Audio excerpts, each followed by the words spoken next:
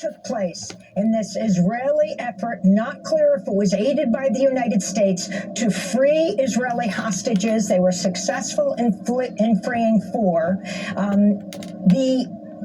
What is being described by the United Nations, among others, as a massacre of over 270 Palestinians.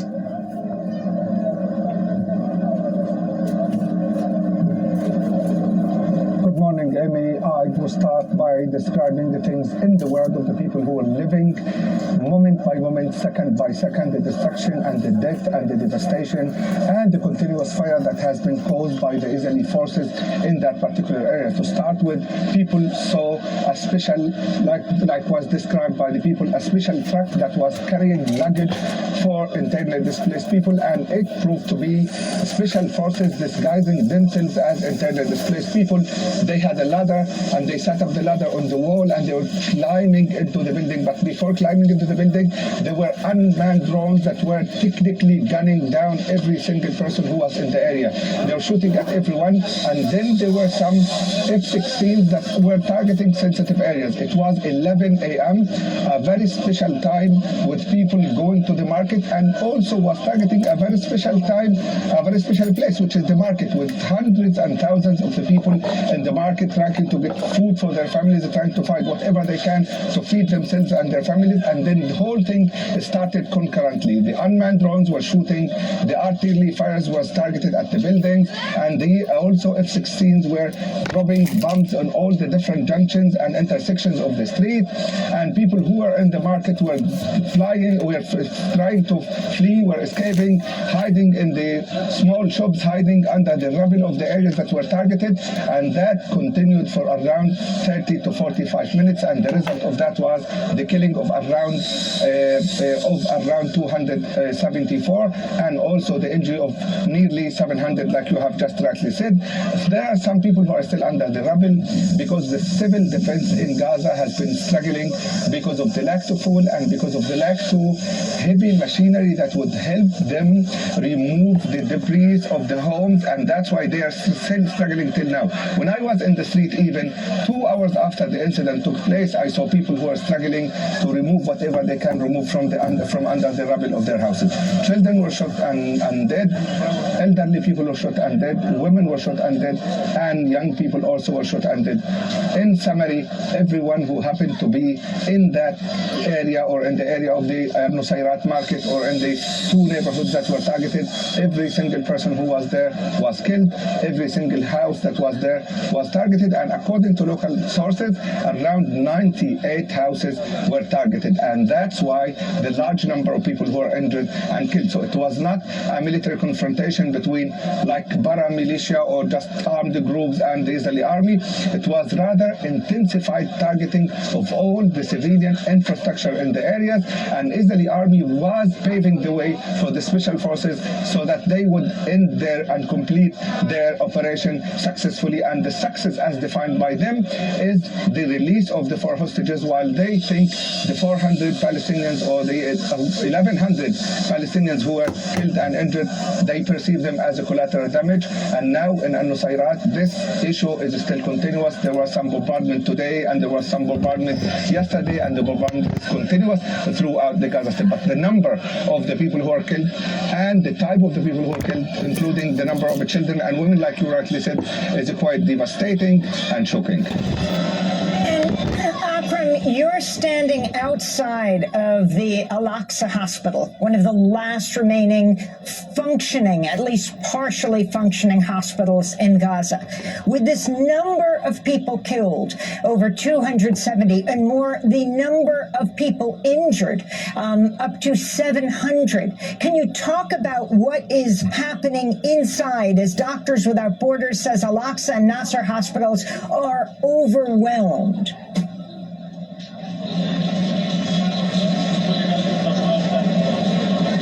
Indeed, they were overwhelmed, and they're still being overwhelmed. They are receiving injured and killed people every single minute in Gaza. Now, as I'm talking to, if you may say in the background, if you may see in the background, people who came there to pick their deer, to pick their family members, to pick their sons, to pick their husbands, to pick their grandchildren, and they're waiting there outside. And not far away from this area, you would see the morgue. In the morgue, dozens and even hundreds of bodies are laid on the ground, and people come, and right in this spot that you are seeing now, they're performing what they call the burial for the prayers for the preparation for the burial. So they take their deeds and they go to the hospital, and every single minute there is a new victim, be it a child, an elderly man or a woman or a young or woman or man, and people are just mourning them and coming to that area and living with that continuous destruction and fear. And when it comes to the Shuhada Al-Aqsa Hospital, Shuhada Al-Aqsa Hospital received around half of the victims, half of the ones who were killed. Al-Awda Hospital in Al-Nusayrat also received 166 people who were killed and more than 250 of people who were injured, and it was already overwhelmed. Shuhada Al-Aqsa Hospital has a bed capacity of around 240, and now they had to deal with hundreds of people altogether coming there seeking help, crying for help, with their needs, wanting to be sure about their overall health, with some other people who are claiming the bodies of their relatives. The hospital is overburdened.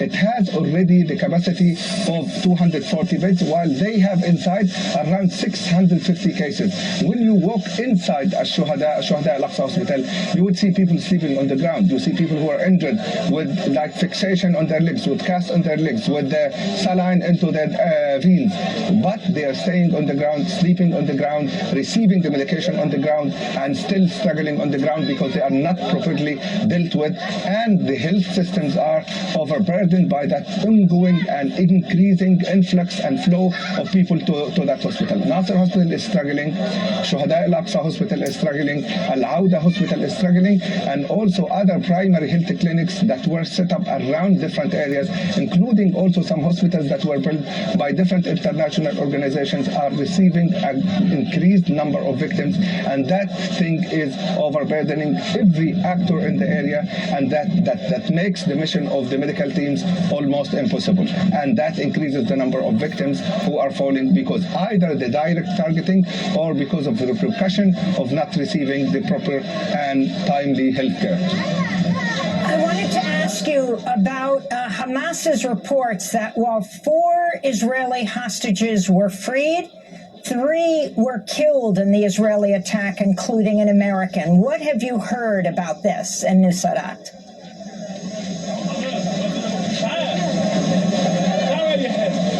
Well, Hamas made a special statement after the operation that was conducted in Al-Nusayrat refugee camp. Normally, when they make a statement, they support that statement with footage to make sure that they back their claim. They backed their claim with the footage, and they said in that statement that at least 3 other hostages were injured and were killed.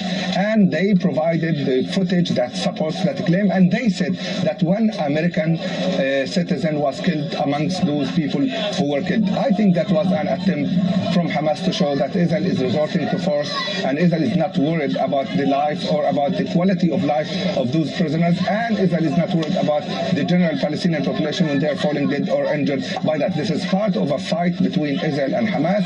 This is part of an intelligence warfare and psychological warfare between the two parties, and the response of the people in Gaza that Israel did this to them without taking into consideration that there were children and mothers and fathers and grandfathers and general population in that area, and they think Israel is going to continue that. And Hamas from their side said that what exactly happened in Al-Nusayrat is going to affect the life of the Palestinians, of the Israeli captives, and is going to change also the way they are being dealt with, which means they have been saying that they will change the some lenient measures they have been following. Like, for instance, one of the Israeli captives, who's a female, said she was walking down the streets of Gaza. When she's bored, they would take her, she would visit some places and come back. And I think now, with this operation taking place, with the very heavy price paid by the Palestinians, Hamas and Al-Qassam are going to change the way they are dealing with the prisoners, and that would bring more difficulty to their lives.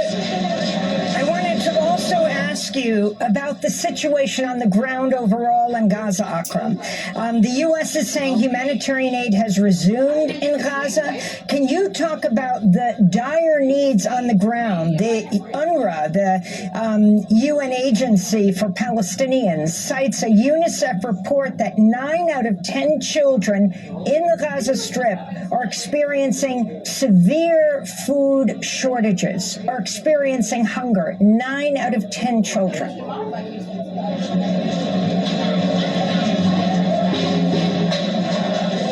Yes, and I think the very same percentage applies to the adults in the Gaza Strip. The situation is extremely dire, and I would bring to your attention the fact that the World Food Programme has just announced today, a couple of hours ago, that they have suspended all their operations in Gaza City because of the insecurity and because of the very deteriorating security situation that has been taking place. They announced also that 2 of their warehouses were targeted just today, and 1 of their staff was injured, which gives you an insight into the extremely difficult situation and challenging situation for the international organizations and for the local organizations as well. When you are actively engaging with the community, trying to provide them with food, trying to provide them with water supplies, trying to provide them with medical care, and then you are being targeted, your staff are being injured, and you find it extremely difficult to move from one area to another. So today, the World Food Programme announced the stoppage of its activities and said that because of the food security situation, because of the security situation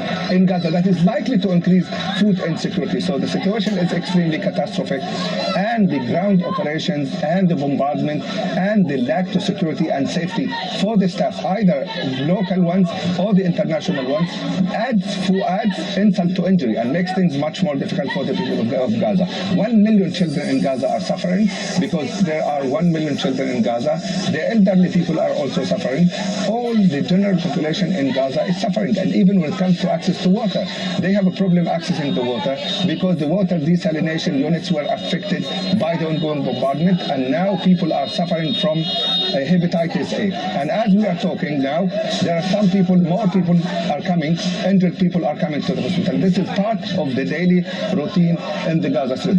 More people coming, more people injured, more people deprived, more people suffering, more people losing, more people in despair, more people hope that something positive would happen to change the routine that has become in the Gaza Strip. As you can see, a woman is taken inside, another woman is following, and other family members are following them. So now it is not about the food, it's more about the survival. And now the food is being weaponized for the sake of just torturing the Gazans more, for the sake of inflicting more pain on them, and for the sake of just making them bow their heads. Now Gazans are totally and entirely displaced. Around 95% of the population is already displaced, and in the area they are displaced, they don't have access to proper services, to proper infrastructure, to proper food, and to proper water, and they are left to suffer, and they left to face the death and fear with no one extending a helping hand except for the nominal support that has been extended. 88 trucks in one day is nothing for Gaza that needs around 1,000 truckloads a day. And now Gaza is suffering, and as I told you, I repeat and underline the very important fact. The critical issue for Gazans is survival now. Food is being weaponized, we understand that all, but also another weapon is being used. In one of the internally displaced people shelters today morning, in between Rafah and Khan Yunis, the unmanned drones were technically shooting at everyone. I saw several children dead. I saw several women injured. I saw other women who was injured and killed. So the security situation, because of the ongoing operations and because of the strict blockade that has been imposed in Gaza, is undermining people's ability to cope and is wasting their life and wasting their energies as well. Akram Al-Satari, we want to thank you so much for being with us, talking to us from Deir al-Balah.